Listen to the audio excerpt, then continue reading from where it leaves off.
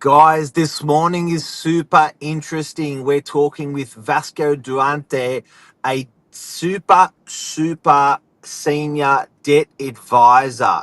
So, how to structure debt is something that people really don't know where to go to get great advice. And we've got VASCO on today. Stay tuned. We're going to blow your mind.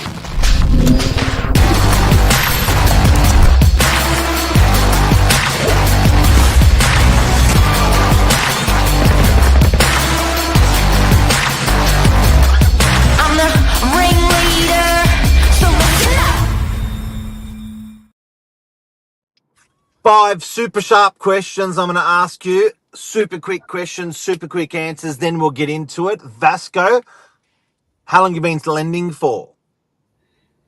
Thanks for the question, Mark, and having me on today, Billy. Super fast. I've been doing it for 28 years. Sorry, how long was that to cut out? 28 years. 28 years. Wow. Types of clients that you love to look after? I guess anything between business owners, high net wealth families, I think that's where potentially I can create and add the most value. So complexity and looking at making it simple is probably the biggest thing I can add value to. You do it all over Australia? Yeah, I guess my network has been all around Australia as I was working the previous bank. It was a national team, so there is not a problem where it be between me flying or digital era these days and getting video calls, not an issue. All right, love it. Billy, over to you. So thanks for coming on, VASCO. We've got Billy here as well. Let's talk structuring debt. Yeah, this is such a good topic. So many clients, are finding finance often the biggest hurdle in their journey to buying another property. I guess you're seeing it right through multi-generational families as well. Parents helping kids, other way around, people trying to set themselves up for retirement. When does the preparation start? Is it in the 20s and 30s, or do you find it's in the 40s and 50s going into the second half? Great question, Billy. I think it starts as you are looking at your first home.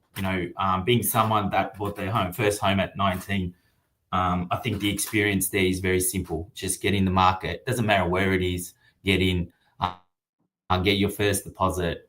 As you get into your 30s, you have the maximum opportunity where you're starting to get to a level where most of your student debt's gone away. You now have the ability to borrow, and you've got 30, 35 years in front of you. As you get into your 40s, you're starting to think about, wow, these debt's now at the peak, I'm earning the most. That's when you really start accumulating assets and you go hard. So from my perspective, if you're 20, 30, 40, or 50, there's a stage for everything. And when you get to your 50, you start thinking about, I'm retiring in 15 years. How do I start divesting some of the assets? Yeah, that's like those engine workroom years of your life. Yeah, I guess so.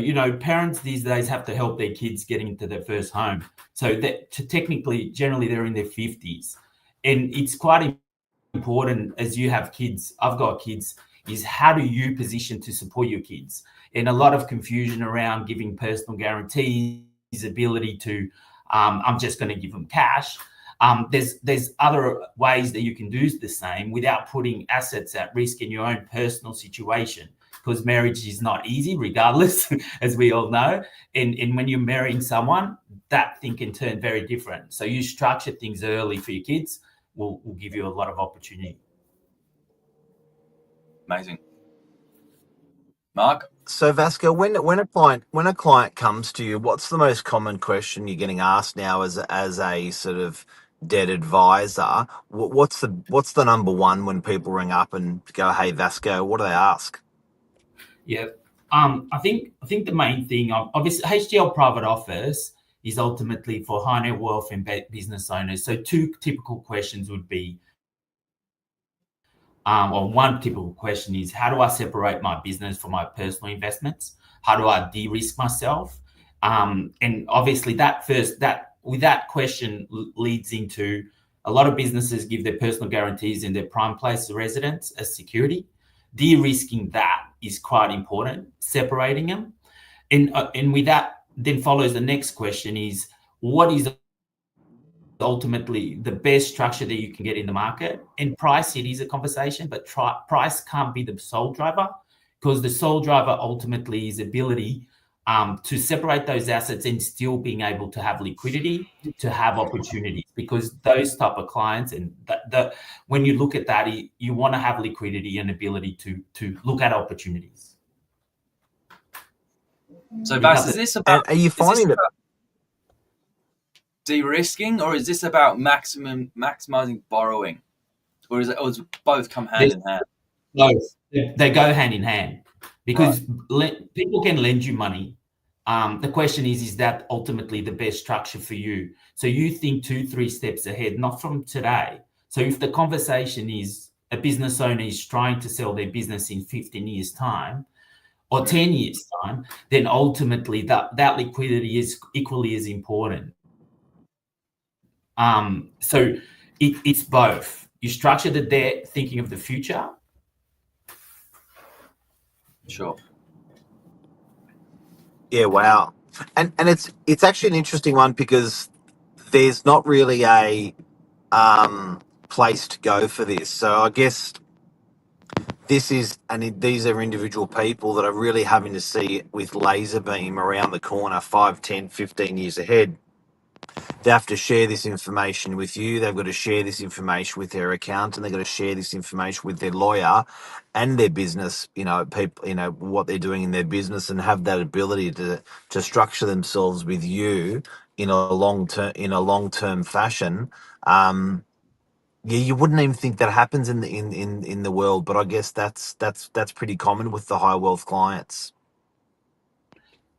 I guess if we look at the current value of real estate in Australia, and home ownership is really very important, and I think it's everyone's dream to have that. I think we're now getting into our 40s, and what you thought was $1 million property is now 2 or 3.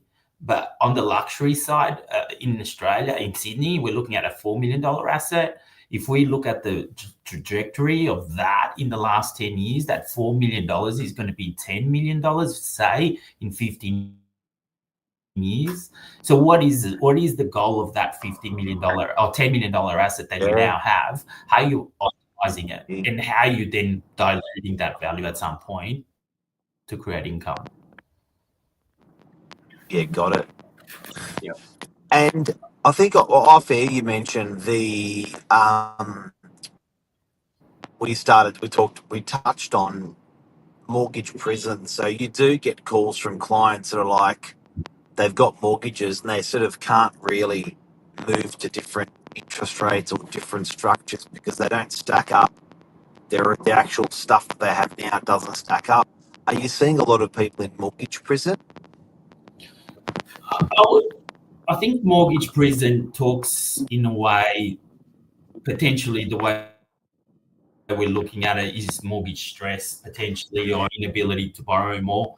I guess the reality coming out of a major is that ability to borrow is there regardless. There's 3 tiers of lenders. There's your main banks, there's your second tier, and then ultimately there's your private credit, which is very big in today's world, as we are seeing. I think the mortgage prison, I think that language these days is one where your bank is not letting you go. So mortgage brokers ultimately have the flexibility to look at the best deal and structure for you. I think, the cost, it's a conversation, potentially could be dearer, but the return of your new asset or that particular asset that you're looking at or gearing that you're looking at might be have a yield of 6 or 7. So therefore paying an extra 50 bips to 1% in your next lender is an opportunity. So that mortgage stress conversation, traditionally, or mortgage prison turns into an opportunity. What's the opportunity you're looking at?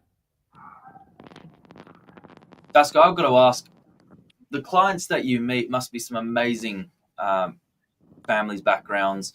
What are they doing differently to the average family? And can you take those tips and apply it to the everyday scenario? Yeah, I think I've been very fortunate of the families and individuals I've looked after the last 28 years, from business owners to entrepreneurs, and lucky enough to have strong relationships with some of the top BRW within Australia. But I think that the main thing is that they've got a goal, they've got the vision, but execution is technically what's lacking. And that execution could be getting the right advice. So getting them, they get surrounded with people that they trust, but also have the expertise. And that's very big. I'm not an accountant, I'm not a lawyer, but I want to have people beside me that are very good in those fields. And the same thing goes for a debt advisor or a business advisor. Your CFO, for example.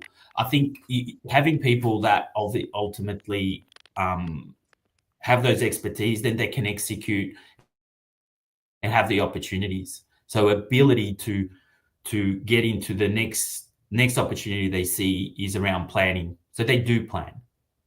Yep. And is planning that 5-10 year ahead the biggest thing that sets them apart? I guess ideally the conversations I bring to the table are around that, Billy. Not necessarily everyone's thinking that far, but the minute you touch on what are you thinking about with your kids, and what does retirement look like, and how do you get ready for that? How do you optimize some of the structures available? And it's not about avoiding tax, but how do you ensure they are tax savvy in relation to what the next investment looks like? I think they're very keen to talk about that. 100%. Yeah, that's the focus. That's the focus. Yeah, fascinating. And so, at what point do clients reach out to you? Like, do they reach a personal or a business level, and they say now's the time we employ someone for their services like that? Look, I think like anything, the HDL private office will service any of the family's needs. So if the kids are looking at buying the first home, we're there. If the kids want to get their first car, we're there. I think it's a relationship-based service. So we're not there just for the short term. As a private office, we allude, it's not a family office, but we ultimately work with families that don't have that in-house support. So, but we're ongoing having conversations with all their ecosystem, regardless if they're accountant, they're lawyer. We will be there with them along the way. Yeah, fascinating. Mark, can you hear us? I can. Sorry, I've got a bit of crack on the background. There's a bit of crack on the background. Sorry about that. Yeah, the line's a little bit crackly. Any finishing questions, Mark? No, I'm going to get you on again, VASCO, because unfortunately we had a bit of a bad line this morning. But thank you so much. But there's so many questions that I've got. But thank you so much for coming on. It's very, very interesting hearing what the big end of town is doing, because I think on all levels we can learn from that. On all levels, I guess if these guys are experts at creating wealth, that's good to hear what people are up to. Billy, can you translate that? Yeah, no problem. That's Serbian to English. Vasco, thank you so much for coming on this morning. It's great to get insight from someone that you just don't meet every day. So I'm sure we're going to have clients reaching out on the back of this. We'll flick them your way, and have a great day. That is what the pros are doing, from their 30s to 50s. Amazing advice there. Thanks, Billy and Mark. Appreciate it. And have a good day. Have a good day, guys. Take care.